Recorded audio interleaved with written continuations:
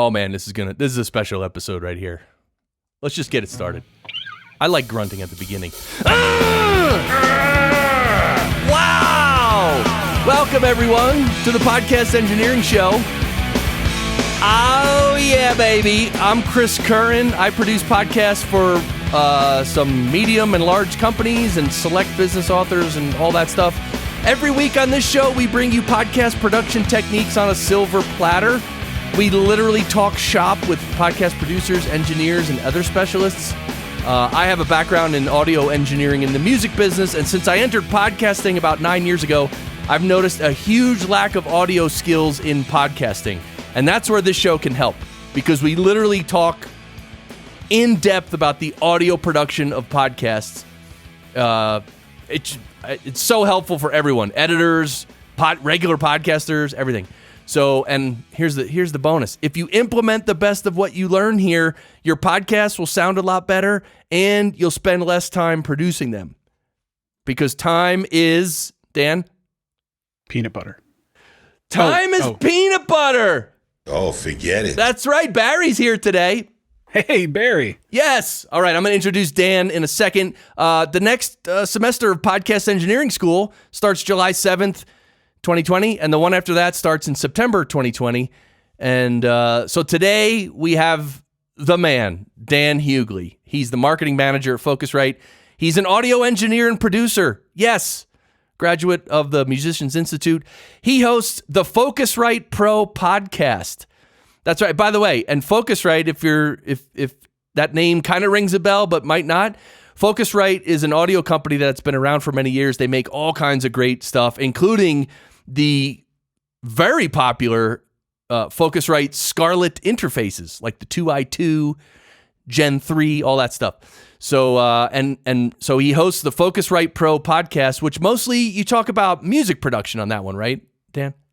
Yeah, that's Focusrite Pro is the audio over IP brand. So it's a lot of bigger installations, touring sound. Mostly we talk to a lot of thought leaders in that space. So I get to talk to educators and executives and engineers. It's a pretty great show to host, because I've recently been able to speak with magazine editors as well. 3 different magazine editors that I just got to sit down with. Nice. Some of the executive board from the Audio Engineering Society, which was really a great time. I get to talk to a lot of really great people.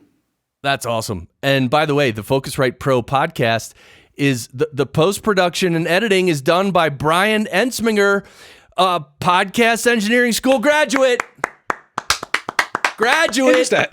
And what a nice guy too. Let's give a round of applause for Brian. Yeah, Brian. Great job, man. Brian's company is called Top Tier Audio. You go to his website. He makes a bunch of cool videos. He uses Hindenburg Journalist Pro as well. So if you're a Hindenburg guy, you got to find Brian and watch his videos on Hindenburg. Makes a bunch of great videos. You really do, because and I'm embarrassed that I just found that out, that he's the guy behind all those great tutorials. Because I'm sure we'll get into this in a minute, but I want to love Hindenburg, but coming from Pro Tools, I don't understand Hindenburg for the most part. Right. Well, we will talk about that. I had a similar reaction myself, so we'll talk about that. But you, Dan Hughley, are also the executive producer of one of the greatest podcasts of recent times. It's called the Johnny Podcast. And I want to tell everyone, if you're listening to this and you are not subscribed to the Johnny Podcast, turn off this show right now. Go turn it off. Done. Go find the Johnny Podcast and subscribe, and at least listen to the first couple episodes. Then come back here. I mean, then it'll, Yeah, don't stop listening to this show completely. You got to come back. Your voice sounds really familiar from one of the early episodes. It wasn't Chris Curran, but someone had a very similar sound to you. So I don't know. Maybe I'm going to have to go back. It is funny. Yeah. One of the earlier episodes of the Johnny Podcast had a guest named Larry Festina. That's his name, Larry. Yeah, that's right. Yeah. And his voice, you're right. His voice did sound, eerily similar to mine. That's weird. Yeah, strange how that happens. It's really weird. Anyway, seriously though, everyone, Johnny Podcast. All right. Well, Dan Hughley, look, we got to go through the speed round. That's what everybody wants. That's what I get emails on. I get tweets. I get people telling me, where's the speed round? Let's do it. Let's do it. I'm ready. So let's do the speed round. So the speed round is where you're going to tell us, basically, when you're getting ready to do a podcast episode, to record a podcast episode, tell us the setup, tell us your mic and the signal chain, the interface, the computer, maybe quickly how you're connecting to your guests, and then also just overview the post-production real quick, like what DAW you use, any other things you use in post-production, and then even all the way through to uploading it to your host and that kind of stuff. So give us the very quick overview, and then we're literally going to spend the rest of the episode picking through it. Let's do that. You ready? I'm going to start from me. I do most of the voices on the Johnny Podcast, and then my guests come on. But I speak through a SM7B. It is on a boom arm connected to my desk, and that at the moment is going into a Soyuz Launcher, which is a gain booster. But normally I use a DM1 Dynamite from SE, and that is going to a Scarlett 2i2, which is connected to a MacBook Pro, which then goes into Hindenburg, which I alluded to a minute ago. But guest interviews are only through Squadcast. Love using Squadcast. They're great people. We're using it right now. We are using it right now. Great product from those guys. And really cool stuff. What else? You asked some other questions. You know what? As far as like post-production on my show, I don't do a whole lot. Honestly, I do a bit of EQ, and in Hindenburg, you can actually set the tone of your voice. You can apply profiles. I did that early on, and I don't do a whole lot of changing to my voice after that. Right, but before Brian, oh no, you produced the Johnny Podcast all by yourself. I do, yeah, I do everything on that show. So yeah, I do, I do everything. I'm like a single parent. Nice. And then, all right, so you do the post-production in Hindenburg, but wait, you just said you didn't like Hindenburg. I didn't say I don't like Hindenburg. No, I did not say that. I said I want to love Hindenburg. But I went to school for audio engineering, like you said, and I was trained in Pro Tools. I'm Pro Tools certified, and it doesn't match up. The key commands, if you go into Logic Pro, you have some of the key commands carry over from Pro Tools to Logic, but that doesn't happen in Hindenburg, and I just want them to, and they don't. And it's like learning a whole new language for me. Right. Yeah, that makes sense. And I feel the same way about Hindenburg, like very good DAW. But the feel for it just, it didn't feel right to me or something. Anyway, but obviously very good DAW. Okay, so then after you mix it down to an MP3, who do you use for hosting? Simplecast. I went with Simplecast. Simplecast. Yeah. Just because Addie's my friend. That's the only reason. Yes, Addie Saucedo. Yes, and Simplecast almost sounds better if you almost like whisper it, like Simplecast. Simplecast. Yeah. Did everyone know? You probably know this, Dan, but when you whisper, there ends up being, like, if there's any, well, let's just put it this way. The sibilance in your voice will appear much more prevalent when you're whispering. An amplification of the sibilance. Yeah, that makes sense because you're removing all the lower tones from your voice then at that point. Exactly. It's not that you're adding sibilance, you're just removing like the body, the beef. Yeah. It's like you put a high pass filter on your pink noise. That's right. I just found online? People, like, there's this thing like using pink noise to mix songs, and they'll play pink noise and they'll go track by track. So like the kick drum, they'll be playing pink noise, and like they'll push up the fader of the kick drum just so they can barely hear it under the pink noise. And then they'll mute it. And then they'll move to the snare drum. And they go down in all 40 or 50 tracks of music. They'll just tuck it in below the pink noise.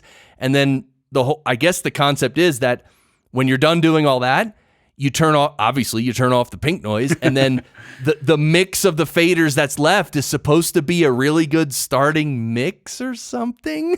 Huh. That sounds like it could definitely be something.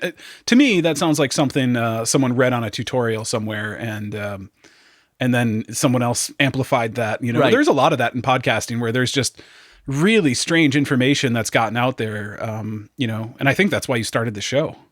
Right. Yeah, and there's a guy who went over the whole thing, and I forget his name. In the Mix? Is that a YouTube channel? Michael in the Mix or something? Anyway, that guy's pretty good.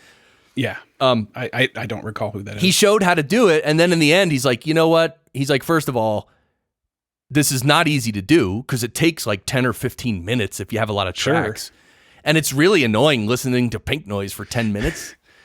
And then he's like, and then the mix you end up getting is actually not that good. You're going to adjust it anyway. Right. So his whole point was like, I think he said what you said. It's something that someone mentioned and then someone else picked up on it. And then some other people who didn't know anything were like, oh yeah, that's a great way to do it. But it's not. It's a way to do it. Yeah, well, and it's probably a bad way to do it, actually. It could be argued.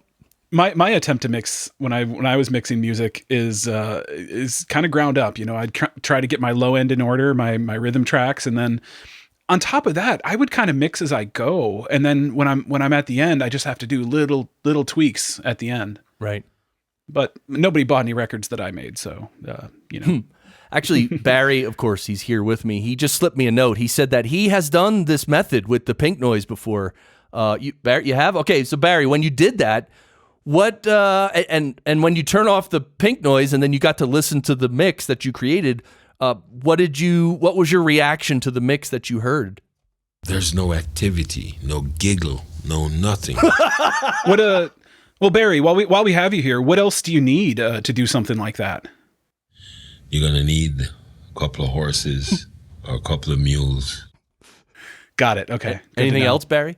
Saws, hammers, nails. Really? Barry, he's talkative today. For a mix, you're going to need that. Anything else you need to mix a song? Beans, coffee, and biscuit, and a little piece of fatback. Wow. Hey, you need some good nutrition while you're in the studio. He's not wrong. I don't know. Just talking about fatback and pig. Barry, have you ever owned a pet? Oh, he's nodding his head. What kind of pets have you owned in the past, Barry? Monkeys, pumas. Yeah. Nice. Kind of always wanted a puma. Right? I follow I Am Puma on Instagram just to plug something completely not podcast related. Guy's got a puma and it lives in his house. How amazing would that be? Wow. Right? You better be nice to it. Well, if it's your pet, though, it's different. It's always different, though, if it's your pet. It is. And when you have it from when it's really young, it's different. It's not a wild animal anymore. It's like your pet. No.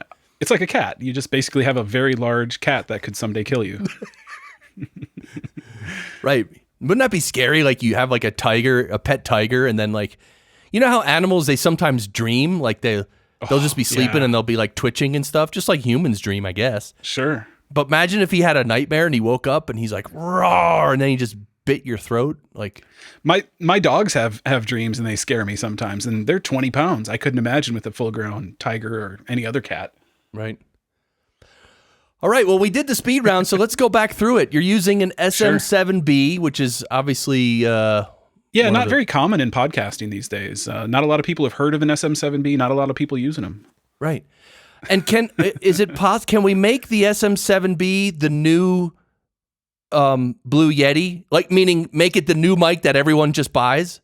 Please? Yes, you should buy it, but I wouldn't put it next to a Blue Yeti and say they're the same thing. Right. Well, no, I'm saying everyone knows my stance on the Blue Yeti, that I don't believe it should be as popular as it is, but I'm not saying it's a bad mic, but anyway. But one thing, I'll tell you, I found this new Twitch channel of this woman who was singing, and she had a Blue Yeti, and her voice sounded really good. And I've always said that the Yeti's a good mic if you use it right, but yeah. Okay. Well, garbage in is garbage out, I guess. So, maybe they just don't have a voice for podcasting. That yeah, just call it. Do it on the phone. What was that? What was that platform where people used to literally call in on their phone? Blog Talk Radio. You've been doing this longer than I have, so you just predated me on that one, dude. Blog Talk Radio. When I got into podcasting in 2012, like Blog Talk Radio was a thing because what you could do, like everyone would call in on the phone. And oh wow, yeah, it's like even the host, again, it was like a phone thing, and it all sounded horrendous.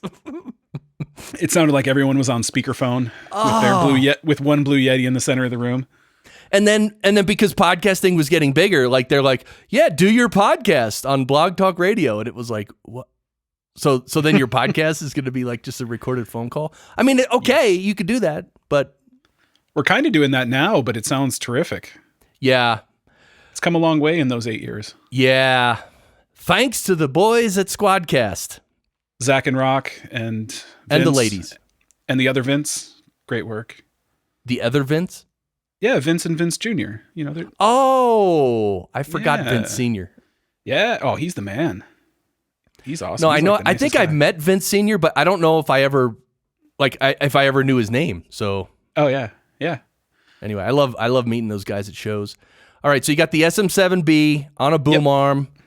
Now you said you normally use a gain booster called the DM1 Dynamite, which is from SE Electronics, which by the way, I recently got to use one. I'm not at liberty to discuss why or how I got to use one. But I did.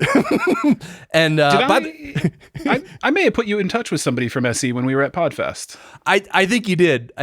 Yeah. And we may or may not have followed up with each other, and we may or may not have discussed things which are not public.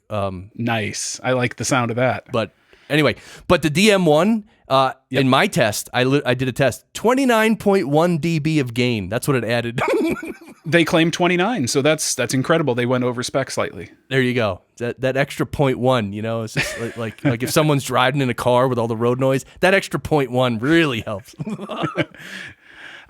You know why I like it is the packaging. Comes in a stick of dynamite. Dude, that is I felt the same way. I even put that on Instagram. I'm like, this is the greatest packaging of a product ever, period. Well, my friend works for that company, Chris DeRay. He is their, I'm going to slaughter his title. He works for them, and he designed that package. And I remember seeing on Instagram when he went through security in an airport with it, and he goes, well, let's see how this goes. And apparently he made it through. TSA did not, pick that up, but yeah, it's a cool package. That is cool. So, but you said you're using a different one now. What? Yeah, I'm trying something out just today. Similar to you may or may not had a conversation with someone from SE. Soyuz Microphones reached out to me and they wanted me to try this product. It's a gain booster, but it's not linear. So I honestly haven't had a chance to listen to it myself. This is me just putting untested gear on the air here. But it's called a launcher. Very similar concept. I'll let you tell me what you think of it. I was actually going to send it to you, Chris, and see if you wanted to give it a test for me. Okay, yeah. And after I obviously produce this in post, I'll know. Well, without an A/B test, it's hard to distinguish. But yeah. Well, I'll send it over to you and let you give it a shot, and then you can send it back to me, and then we can give them a little report. Okay. And how do you spell Soyuz? It's Soyuz. Dude, I guessed right. Oh my God. I literally typed it in like 5 minutes ago when you mentioned it. Yeah, that's a good guess.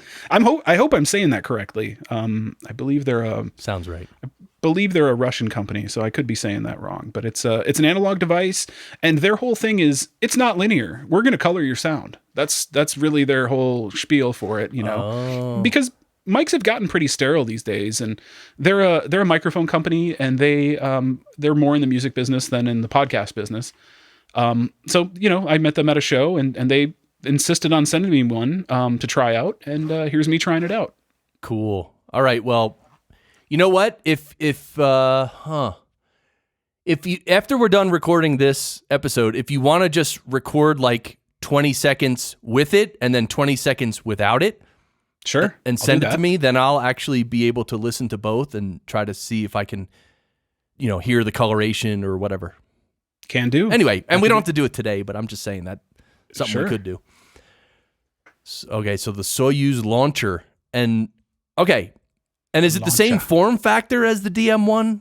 Kind of? No, it's more the form factor of a cloud lifter. So it's you need an extra cable for it. Which that's one of the things I like about the DM1 is you only need one cable. You don't need that second mic cable. Right. Meaning you don't need an extra mic cable. Just the one you would normally use. You just use the same one and that's it. Correct. Yeah. So for me, going back to being an audio engineer, adding that second connection, that's a second place where you could have a loose connection or you could have a bad connection or a bad connector or something could go wrong. And in fact, the first time I tried to use the launcher, that it was, I was very last minute coming to an interview, plugged it in and I sit down, I go, well, there's a crackle in here. I don't know what's going on here. So back in my mind, it's like, okay, well, I have a bad cable, but I don't have time for that. So I had to go find the DM1, run it back in, plug it in, and then I was able to do the interview. But I'm happy to report that it wasn't the launcher. It was a bad cable, and it was a cheap cable that we were using at the time. Interesting. Okay, cool. So then you got your mic going into a Scarlett 2i2. I'm sure you must be using a third gen unit. It is a third gen unit. Generally, I use a Claret 2 pre USB, but for reasons out of my control, it's not here with me right now. So I'm using the Scarlett, and the mic pre's are fantastic on the Scarlett, as hopefully you can hear. And they're just super easy to use. Claret, the Claret I prefer mostly for the output because of the converters. You get a bit more dynamic range on the output. Okay, so the third gen of the Scarlett 2i2, which by the way, if anyone doesn't know, the Scarlett 2i2 is probably the most popular two-input interface for podcasters because of its price point and its quality. And of course, we got to remind everyone, you work for Focusrite, who makes this product. I do. I do. So I can proudly say that the Scarlett range is the best-selling USB audio interface range in the world. There you go. That's we have data to back that up, and it's by far it's the biggest selling. We Scarlett third gen is about a year old. We're going to be having its birthday in about 3 weeks here for third gen. Wow. Yeah, already. I know it's this last year has just flown by. And one of the new switches on the third gen of the Scarlett series was the air button, and I've tried it. I've tested it. I've even done. I've done a couple little ad spots for the Scarlett on this show over the past year, and the air button is really interesting. What feedback have you heard about the air button, specifically from podcasters or the podcasting space? It's funny because in the audio engineering, like music side of things, you hear a lot more about the nuance of it. On the podcasting side, ears aren't trained quite as much to catch all of those higher frequencies. I would imagine you can tell the difference between having it on and off. I can tell the difference, but that's not to say, people that can't hear the difference are wrong. It's just, some people's ears aren't quite as trained because, going to music school, there was a whole quarter there where, it was, you listen to tones and you identify those tones and, you had to classify those tones and different things like that. So, sitting down and, you can identify where something is missing or where something is accentuated. It's really subtle. I said a lot of words to say it's a very subtle change, but it adds a little bit of presence. And Chris, can you guess if I have the air mode engaged or not at this moment? Okay, hold on. The launcher could be throwing that off because it does color the sound a bit. What I need to do is turn up my headphones. So I'm going to turn up my headphones and then go ahead and talk now. All right, I'm talking now. Do I have the air mode on or do I not? Say some sibilance words for me. Sibilance. Sibilance has a lot of sibilance in it. What was the word the other day? Oh, you can't say plosives without creating plosives. Ooh, same with sibilance. Same with sibilance. I can't. It's hard to tell. All right, yeah, that's. I don't know. I'm hearing a lot of body, so I kind of want to say that the air button is off. I'm gonna say that it's on, but I don't know if the launcher is, maybe bringing up the low end a little bit more, so it's kind of drowning out that high end. So, interesting. Okay. Yeah, because the launcher did not say it's a linear sound. It does color the sound quite a bit. So, Got it. it's adding its own characteristics to this conversation. Yeah. Yeah. The other thing is I want to point out something right now.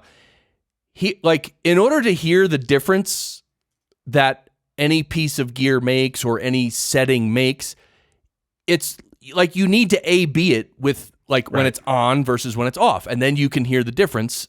Because as an engineer, you got to switch back and forth a few times to really hear what the difference actually is. So if there's no A/B test, if it's just if there's just one signal and it's well, what do you think? It's that's really hard to do. And also some would say impossible. It has to be the right gear in the right environment as well. You can't have a noisy room and try to do it with your laptop speaker or with your earbuds. You need a pair of reference monitors or a good pair of headphones to be able to do it, and a controlled room. Right. The rooms that you and I are both in right now are fairly quiet. I'm not hearing much in mine, at least. Yeah. So that's the time you want to listen for things like that. Yeah, and I actually have this conversation with several of the folks who, when I dial in their settings on the Sheps Omni channel, which is a plugin from Waves, it's actually a service I offer. They buy the Sheps Omni channel and then they send me a 5-minute clip of their raw recorded voice, and then I will process their voice with the Sheps Omni channel, and then I'll send those Sheps settings back to them, and so they can actually load those settings into their Sheps Omni channel, and then it's like having a professional engineer mix your voice, and then boom, it's now, and they can use those settings, for years to come. And some of the people I do that for, they sort of tell me well, I can't really hear a difference. And I'm like, dude, trust me, there's a really good difference there. And it's okay if you can't hear the difference. It's okay. Right. Yeah. And even, some people who do that, some people who can't really hear much of a difference, it's because their raw sound is already very good. They have a good mic, good preamp. They send me audio that honestly is almost done. It sounds really good already. I'm just tightening it up a little and, using a little bit of a de-esser at the right frequency because there's maybe a little sharpness poking out. You know what I'm saying? I'm not doing that much, but what I'm doing is helping. It's definitely helping, but if the raw sound is great, then you don't need to do much in post, right? And that service you provide is a great service, especially for podcasters. You couldn't do that for a singer, because you won't have, you don't know what kind of sound they're going for, and that can change on each and every song that a vocalist records. But with a podcaster, you're going to be speaking and you're going to be using your normal everyday voice, unless you're me that decides to throw on a weird accent that you think is a New York accent, but really isn't. Just a very mild caricature of a New York accent. What are you talking about? I thought Joey Jenkins. You're yeah. That's right, Joey. That's Joey's voice, not your voice. That is Joey's voice. Okay. Got some interesting news about Joey. We'll have to talk about that at some point. Oh, really? Yeah, it's a bit of a spoiler for the next episode, but maybe I'll spill those beans. Does this have anything to do with Ralph M. Rivera's lawyer? Yeah, that guy. Jeez, yeah, that was a William Johansen Kugelman. It was William Johansen Kugelman Esquire, attorney at law. Who's the Cougs, who's the next guest on the Johnny podcast. He beat up Joey Jenkins a little bit on that last episode, and spoiler alert, Joey's actually retained his services as well. So he's joined Ralph M. Rivera. Wow. So you'll have to hear more about that in the next episode, probably coming out on Thursday. Wow. Wait, what's the name of Ralph's lawyer again? Oh geez, I have to read it. It's Joey William Johansen Kugelman Esquire, attorney at law. Is he related? I wonder if he's related to, what is it, Scott Johansson? Is it Scott Johansson? Scarlett Johansson? Scarlett Johansson. No, who's the guy, the RE20 guy that we always talk to? Am I thinking of a wrong name? Oh, Mark Johansson. Mark Johansson, that's the guy. I wonder if they're related at all. We'll have to find out. Maybe. Wow. Yeah. All right. Kugelman. I love that. All right. So you're using the Scarlett 3rd Gen, which I like. I have one here. And as everyone knows, if I have like new clients and they need a little, just a regular old interface for 1 or 2 mics, I always recommend that. Well, thank you for that. I appreciate it. Yeah. Then you're recording it in Hindenburg. So you record straight into Hindenburg. I do kind of a hybrid because most of my guests are remote, especially during these don't go see people times. So I use Squadcast, but I always, just for safety, record a local file. Just for safety. So I'm either recording into I'm recording my safety file into Hindenburg, and then I'll bring in the Squadcast files after. Got it. And when you're recording your backup recordings in Hindenburg, yep, are you recording your mic separately than the Squadcast audio? I am. So yeah, I have just the same settings. So the Scarlett 2i2 input 1 is going into Squadcast as well as into Hindenburg. So it's going both places. Got it. So yeah, you're recording your own voice on a separate track and then Squadcast on a separate track. No, I'm actually not recording Squadcast into the DAW, so I just rely on the files from Squadcast. Got it. Okay, yeah. I'm not looping back or anything like that. The 2i2 doesn't have the capability to do a loop back. Okay. Yeah, so by the way, that's one of the things I love about Audio Hijack is that you can just record anything like on its own, and you literally just set up a couple blocks, hit record, and then that's it. I have an app called Loopback, which I use for like live streams and stuff with Focusrite, but not for podcasting. Oh, you guys should though. Wait, Loopback is also made by Rogue Amoeba. They make Audio Hijack. Oh, well, it's got to be pretty close to the same thing. Easy to use and really cool. Yeah, I actually use both in tandem. So Loopback is good for making custom mixes and virtual instruments and stuff like that. Mm-hmm. Yeah, and then Audio Hijack is just a capturing app.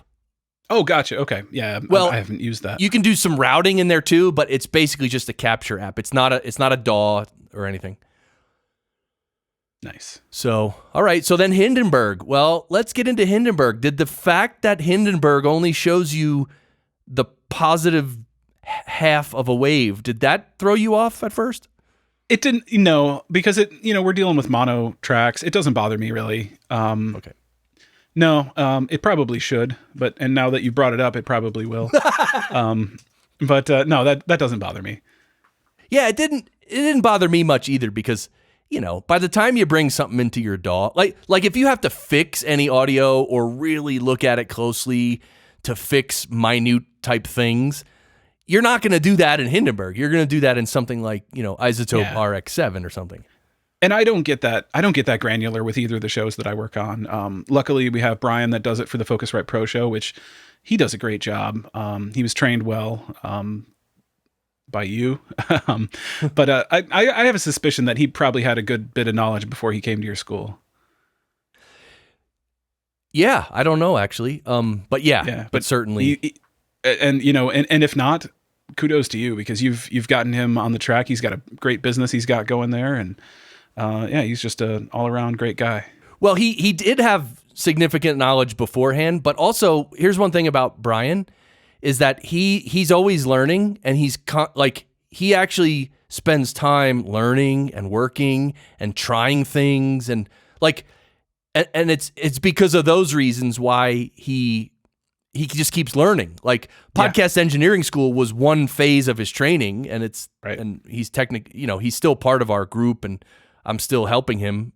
And well, you probably trained him on what questions to ask, and that's a lot of what I learned in audio engineering school is what questions to ask, and how to ask them.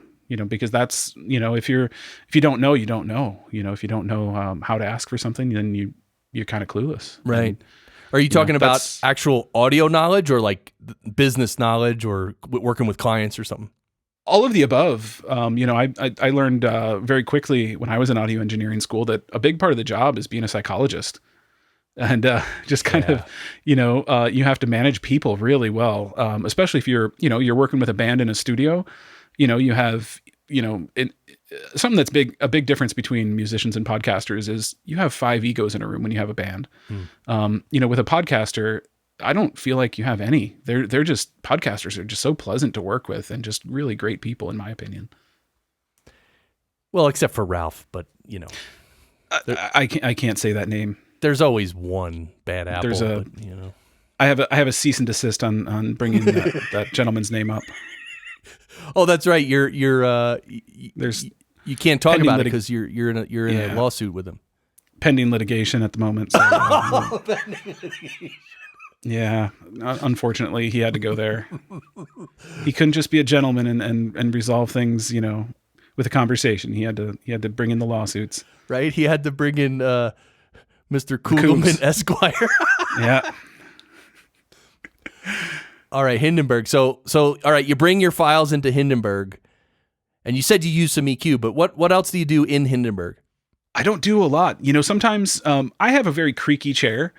If you want to hear it, you want to hear my creaky chair? Oh yeah, go ahead, creak. Oh, there it is. Yeah, that's pretty good. It's pretty awful. We'll clip that. Yeah, you can go ahead and get rid of that because it's awful. So I mean, clip it to play it again and again. I'm saying. Yeah. Barry's going to be talking about that one. I get rid of that. So I do a lot of editing. I rely on the magic levels a lot, which is really cool because you can just kind of select different clips or regions, whatever you want to call them, across your track, and it will level it for you, which is based on some AI that they've implemented. And for the most part, it works pretty well. Right. Sometimes I'll have to bring up or down the overall track volume of that one or the other one. So but otherwise I really don't do a whole lot of mixing when it comes to the podcast, other than just trying to make sure I match levels. I had an episode recently where I had someone call in and I wasn't using my Scarlett. I was actually, you want to hear what I was using? Yeah. I was using a Rodecaster Pro. Ooh. Yeah. And I took a phone call via Bluetooth, which don't do that. Don't ever do that. Oh. Don't ever do that. It sounds really bad. And I've talked to the people at Rode and they're like, yeah, that sounds really bad. So don't do that. But I mean, it's nothing against their product at all. I have, issues with Bluetooth in general because it just doesn't sound very good. And then, you have to, it just doesn't end up being a good final product. It ended up being, the level was super low. I ended up having to cut my own voice by 23 dB and then putting a limiter on the whole thing to raise it all back up, which is not recommended ever, really.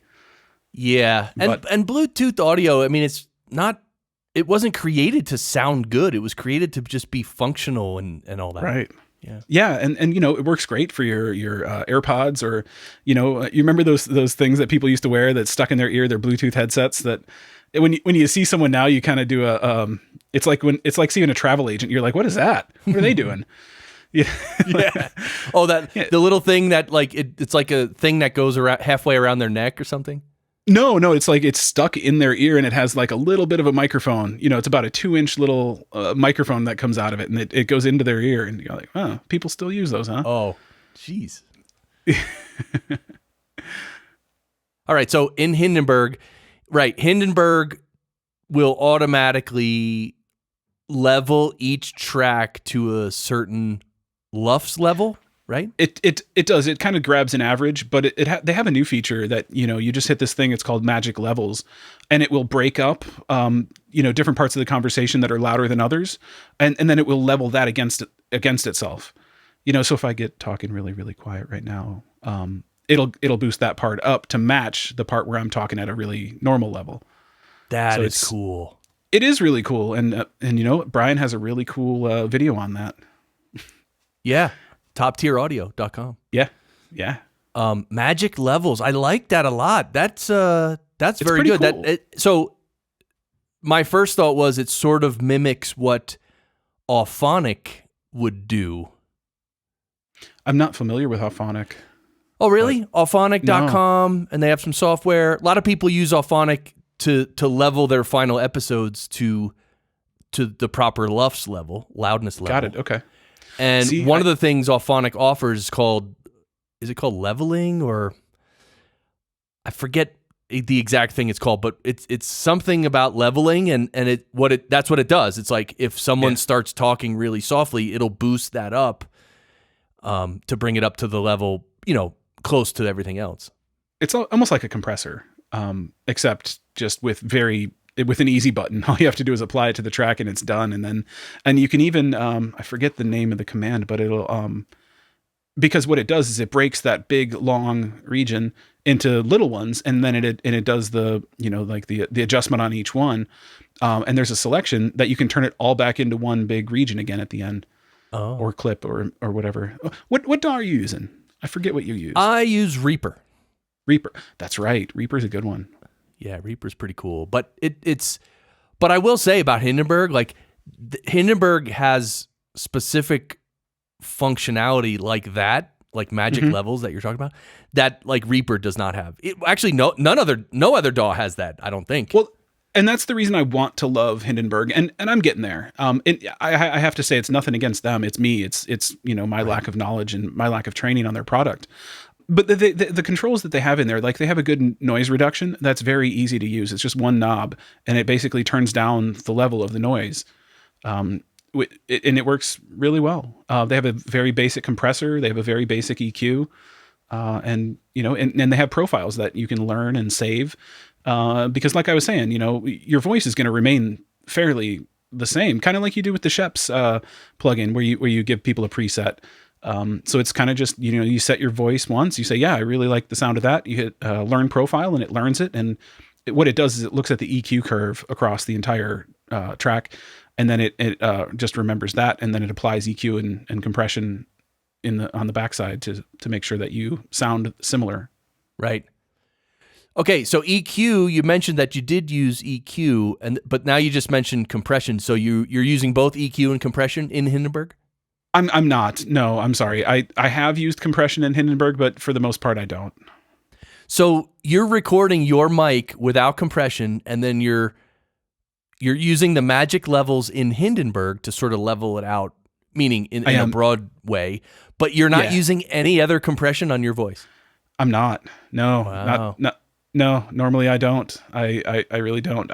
I have used there's a really cool the Focusrite plugin, the Brainworks plugin. I think you might have that one as well. I do have that one. Yes. I've used that kind of as on the master bus a few times just to bring the levels up and do some kind of overall EQ to the entire track. Okay. But yeah, that I don't do that often. I know I'm a bad engineer when it comes to podcasts. I do things in podcasting that I would never do if I was creating, a song. Right. But you can't really say bad. I mean, like the whole thing about compression is like, some people use more compression than others. Like you use no compression at all. And I use probably at least 2 compressors on every voice, if not 3. Wow. Are you doing like a like a serial compressor? You do get a little bit out of each one? Yeah. And I use different ones too for like different for a different sound or different, even like attack times. So for instance, the CLA 76, which is a Waves plugin, you can adjust the attack time, but the CLA 2A is another Waves plugin. You cannot adjust the attack time, and the attack time on the CLA 2A is quite longer. So if I want more of the transients of the person's voice to come through, I'll use the CLA 2A. But if the transients are too much for me and I want to knock down some of those transients, then I have to use the CLA 76 and then I make the attack time shorter and then I knock them down like that. Sure. Yeah, so, I've done that. But it's like been on vocals for different songs and stuff like that. No, I haven't done serial compression in a while. So on your master bus in Hindenburg, then if you don't use any compression on any of the voices, here's my thought is that can you tell Hindenburg to output the final file at a specific LUFS level? Yes. Okay. Now, so when you put it out as the final LUFS level, are like a lot of the peaks of the waves getting chopped off?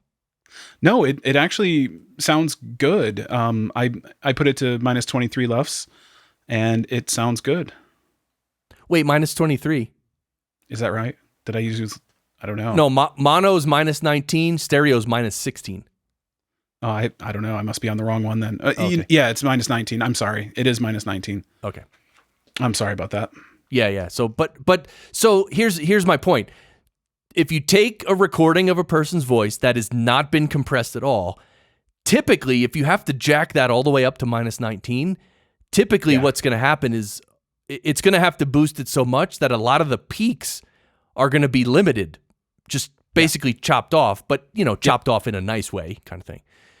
So just because to get it loud enough, you got to boost it so high, and then the peaks are way above zero, so it's got to chop them down. I think with the magic leveling, it helps with that. Because it's kind of applied a compressor to a degree with the magic levels. So it brings kind of everything up to the same level. So when you do boost the overall track, it kind of hits all at the same time. Right. That makes sense. Yep. It's an easy button, and that's the thing. It was made for podcasters and for radio broadcasters. So, that's what they had in mind when they put the program together. And it's a small company. It's great. Yeah. I think it's 4 people or something like that. And you email, you get the CEO sometimes. Kind of like Squadcast. I've gone on to chat with Squadcast because I had an issue, which turned out to be user error, but it was rock. Their CFO comes on and is helping me with this. It's like, wow, what a great team. I did that with Zach like a month and a half ago. Like there was a problem. Nice. I emailed him something and he's like, we just connected immediately.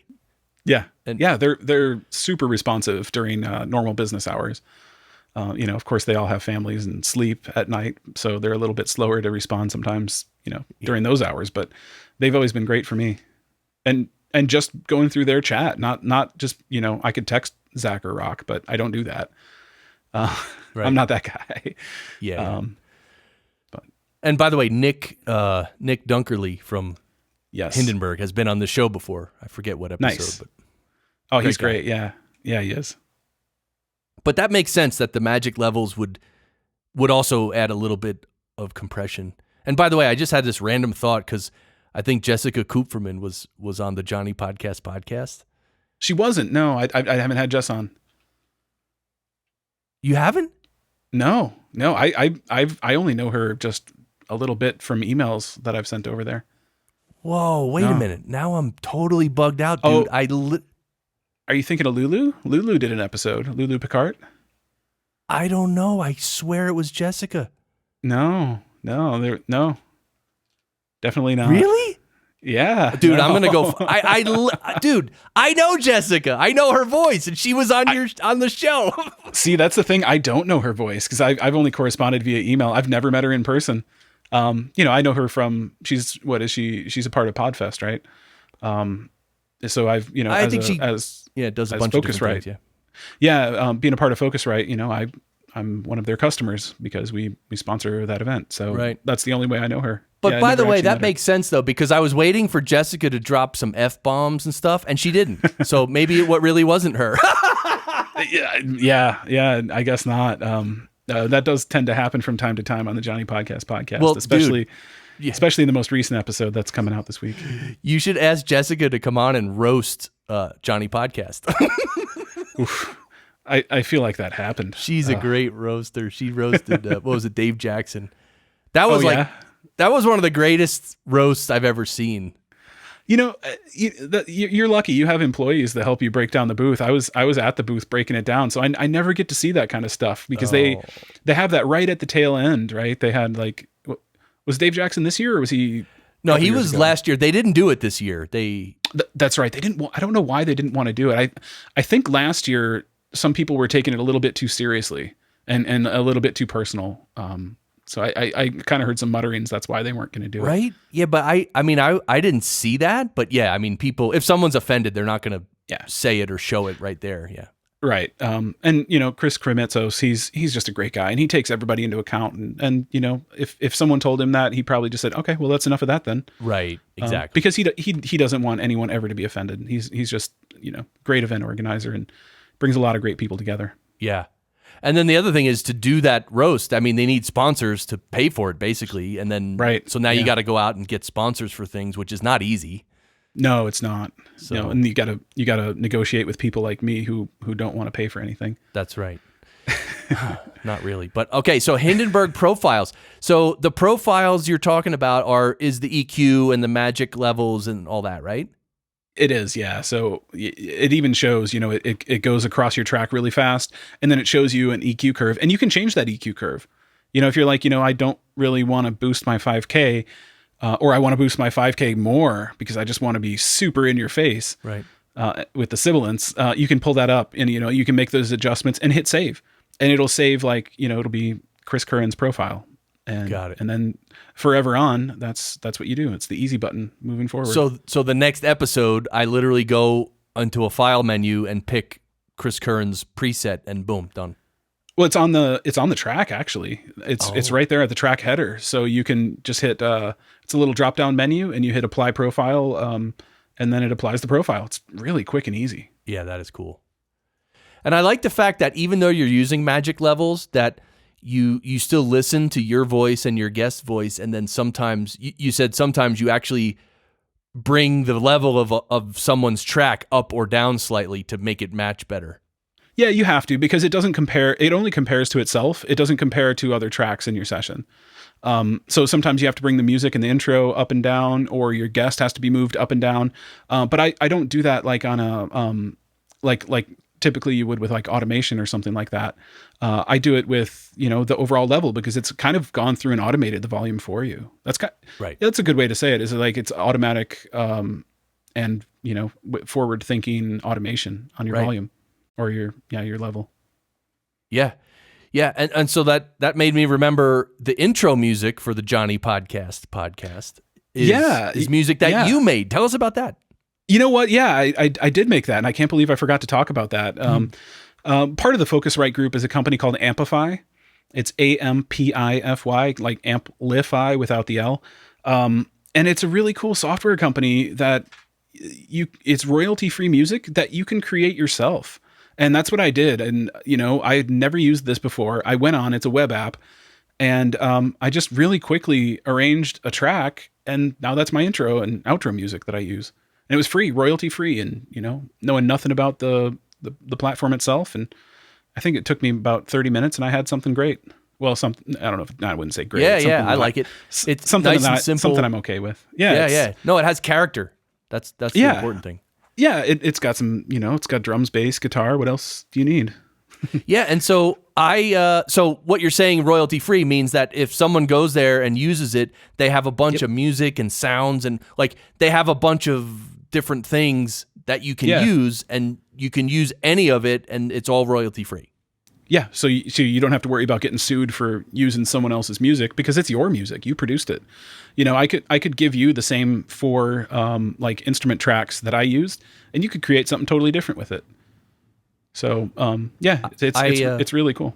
I actually just got a text from Ralph M. Rivera. He said they're adding something onto their lawsuit that you stole the intro music from Ralph. Unsurprising. Even though you created it yourself on Amplify. Yeah, it's probably his intellectual property. He probably owned me for some point then. Yeah, it's fine. That's that Ralph M. Rivera for you. Oh, can you edit that out? I said his name. Can you edit that out? Okay, I will. Yeah, I'll get rid of this later. Okay. Fix it in post. But I went to the Amplify website, and when I went to install it, it said I had to like download it and install it. But you're saying it's a web app. Oh, you know what? I was still using it when it was in its beta form. Okay. So you're absolutely right. Being a Focusrite employee, it was just a web app. But yeah, now it is a standalone. Got it. You reminded me, and it is it's free now. It's outside of the beta, and it is something that you can actually pay for more sound packs if you want. But it comes with a handful of pretty good sound packs, and I want to say that I used the free ones to create my track. Nice. Yeah. All right. Cool. So I will link to that in the show notes. Actually. Thank you.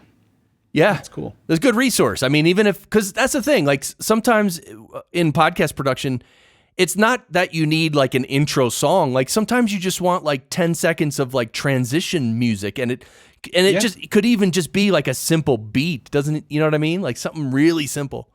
And that's kind of the cool thing. Like what I did is, I took like an 8-bar it was like a 2-bar drum loop, and you can tell it when to start in that loop. So I told it I wanted to start halfway, almost to the end. So all I got was just kind of like a badum ching at the end of it. And I use that throughout the show sometimes.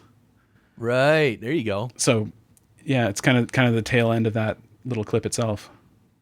All right, so then exporting from Hindenburg. Let's talk about that, because one of the beauties of Hindenburg is that you can literally export it directly to different places. It's I think the export function and settings are way more expansive than other DAWs. It is. Unfortunately, Simplecast isn't one that you can go directly to. So I just I publish it, is what they call. I publish it as an MP3 podcast, but you can put in your images, your show notes, your any tags that you want to put, any keywords, the ownership, email address, contact, all of that, and then all of your metadata is just automatically there when you do go to upload it to somewhere. Right. So it's just already done for you. You don't have to worry about your metadata. And then I take all of that, and in Simplecast, when you upload, I have to end up just copying and pasting all of that over anyway. But I have a spreadsheet for all of this. So when I do my show notes, when I do all of that stuff, I put it all in a spreadsheet. So I only have to do it once and then just copy paste after that. Makes sense. Yeah. And so Simplecast, you're liking Simplecast? I am. Like I said, I only started with Simplecast because Addie's just really awesome. She wrote Addie. the book. That's right. Yeah, it's Addie's fault. So I hope she they're gets a giving commission. I hope she gets a bonus on that. And they have a couple different tiers. And what I like is on my website itself, I have a player that people, if they don't, like sending it to my mom. It's a lot easier to send my mom the URL for my website than to send her to Apple Podcasts. Right. Because she goes, "Oh, I missed it. How when's the next one so I can listen to it?" It's like, Mom, it's always there. It's on demand. No matter how many times I tell her that, she doesn't understand. But yeah, that's okay. That's what moms are for. Learning curve. It's okay. Yep. All right. So then Simplecast obviously is a hosting company like Libsyn and Blueberry and all those other ones. And and so then you send it from Simplecast. It gets sent to everywhere: Apple Podcasts, Spotify, etc. Yeah. Yep. Where do you like to listen to podcasts, Chris? Because I listen to them in somewhere that I found out not a lot of people listen to them. Well, on my phone, I pretty much always listen on my phone, and I use Podcast Addict. I have not heard of that one, but I'll give it a try. I have a few. My favorite so far is Pocket Casts. I really like that one. Yeah, I've always heard great things about Pocket Casts. On both of the shows, I just don't see big numbers out of Pocket Cast. So I don't know. Maybe they're not advertising a lot or something like that. I don't know. Well, so is Pocket Casts available on iOS or is it Android only? No, I have it on iOS. Oh, okay. Yeah. No, I think there's a lot of not a lot, but there's a good handful of podcast apps that are really good that don't have a huge market share. Like even the one I use, Podcast Addict, is very small as well. Yeah. It must be pretty inexpensive to just run an RSS feed. And you can set up your filters and your subscriptions and things like that. And to me, it's easy because you can create a playlist in Pocket Cast, which I really like. Because sometimes you're on a road trip and you don't want to be fiddling with your phone, or, if you go for a walk and like with my show, it's like 10 to 15 minutes long. So it's not long. And if you're out for a walk, you don't want to have to be like, oh, which one did I want to hear again? And then, stop. Right. And, I like it they just flow right into each other. Right. Yeah. And so I'm just curious about your music listening habits. Are you a big Spotify person? I am. And for some reason, and they told us that we could put podcasts on playlists, but for some reason that hasn't worked for me. It's come up for me, I'm, when you publish a show, you want to listen to your own show and find out if it actually sounds good. So what I'll do is I'll put that on, what I would like to do is put that on a playlist here at my desk, and then have it go right into music after that, because I'm sitting here at my desk, 8 hours a day. I listen to music most of that time, mostly to drown out the neighbors who are there was a leaf blower in the hallway today, which was really odd. I'm glad that's done before we started In the hallway? recording. In the hallway. I don't know why there was someone with a leaf blower for about 30 minutes when I was on a call earlier. It was really strange. Wow. Maybe was it one of those air blowers? They were trying to like dry out the carpet or something? Jeez. I don't know. It was windy the other day, so maybe some debris got into our hallways, but it was like a gas powered leaf blower. Gas powered. I love it. Yeah. Yeah, it was really loud right outside my window trying to have a conference call with with the rest of the Focusrite crew, and like, excuse me guys, I got to shut the window for some weird reason. So speaking of music, and by the way, you have been on the Podcasters Lounge live stream several times actually. Yeah, two, 3 times. Yeah, which was awesome. You even joined from what show was that in California? You know what? Podcast Movement Evolutions. It seems It was in February, which February seems like it was about 4 years ago at this point. It really does. Remember that whole Podcasters Academy and the Golden Mic Awards, all that stuff? Like, where did that go? It's still moving forward. I got an email from them recently saying that they're going to start taking applications for that. $50, I guess, is what they're going to charge. But yeah, I've been getting occasional emails from them. Okay. But anyway, so I recently, and we're sort of circling the field here to come in for a landing pretty soon, but I recently, speaking of music, I've always had like a short list of my favorite albums of all time, but recently, because of the Podcasters Lounge live stream and sort of being put on the spot, I actually decided what my favorite album of all time is.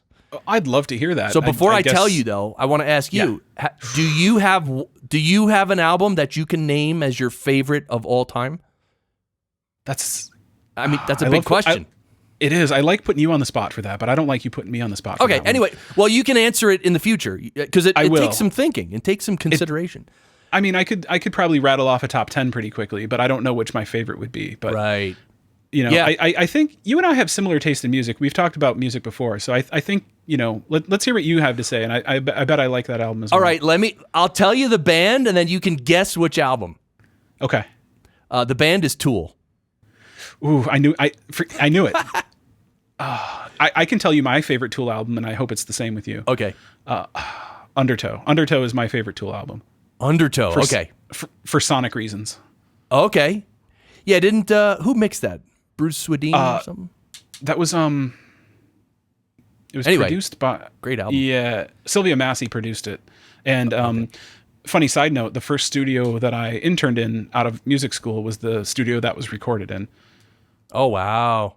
Yeah, the drums at least. And for some reason this studio got incredible drum sounds. If you remember The Color and the Shape by the Foo Fighters, that album, the drums were all recorded there.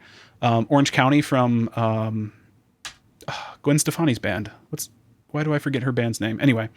Orange County, one of their first albums, the drums were all recorded there. For some reason, that room it got a great drum sound. And that's what I love about Undertow, especially in the first 2 tracks, are those huge, enormous tom hits that are in there. You know, at the end of Prison Sex, it's just like doo doo boom boom boom, and they're just these massive. Your whole body feels these drum sounds. Yeah, mixed well too. Very well. Yeah. So I'm sorry, I totally stole your thunder there. What's your favorite Tool album? No. Okay, yeah. No, my favorite album of all time is Anima. That is a very great album. Yeah. I like that one a lot. Also sounds really great. Those guys always hit it out of the park.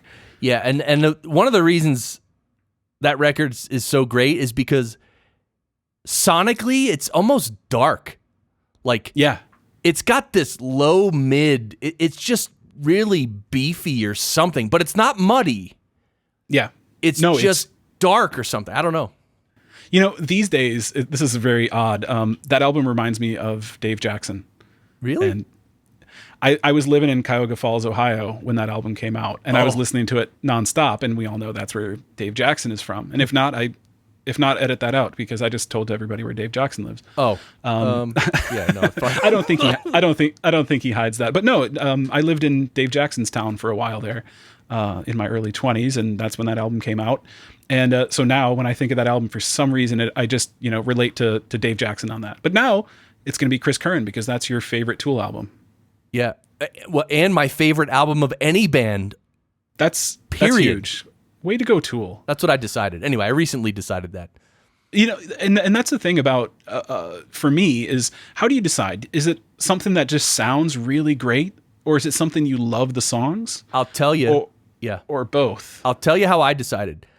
I started thinking of, because Metallica, Master of Puppets is another one that was in the running for me. Yep, sure. And I started thinking to myself, what I did is I tried to imagine, like let's just pretend for a minute that Master of Puppets did not exist.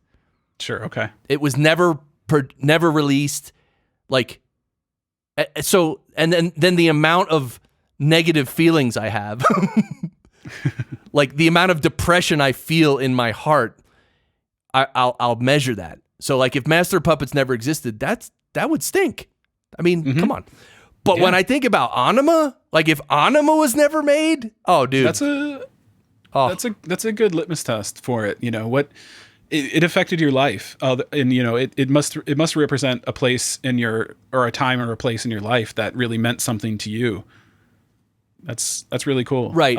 And plus it sounds fantastic. Yeah, and the lyrics, everything, the whole experience.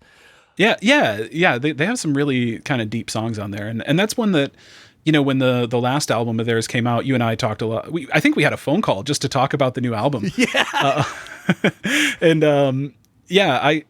I really like the new one. I like their older stuff as well. Tool's probably a top 5 band for me.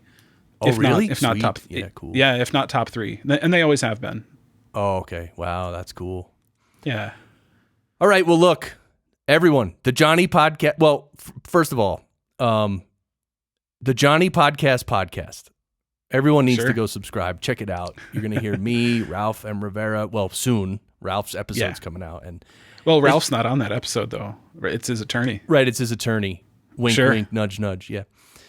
And and Joey Jenkins is the host. Wink, wink, nudge, nudge. Okay. So the Johnny Podcast, and also the Focusrite Pro podcast. Check all that out. Dan Hughley, marketing manager at Focusrite. Dude, so happy you could be on the Podcast Engineering Show. Thank you, brother. That was very fun. Thank you, Chris. Oh, and now if you don't mind. Oh, I don't mind. Wait. I'm ready. That's the intro song. What am I doing? Whoa. I hit the wrong button. Okay, here we go. Outro song. So, all right. Dan, at the end, if you want, you can yell "sound great" with me. Will do. Okay. And everyone listening, you're in your car. I don't care if you're wearing a mask, shopping in the grocery store right now. You should yell "sound great" with us. All right? And then we'll see you next episode. And check out Podcast Engineering School and blah, blah, blah, yada, yada. All right. Let's do it. Go! Sound great! No way. That's a nice twister right there. Horses. Walk away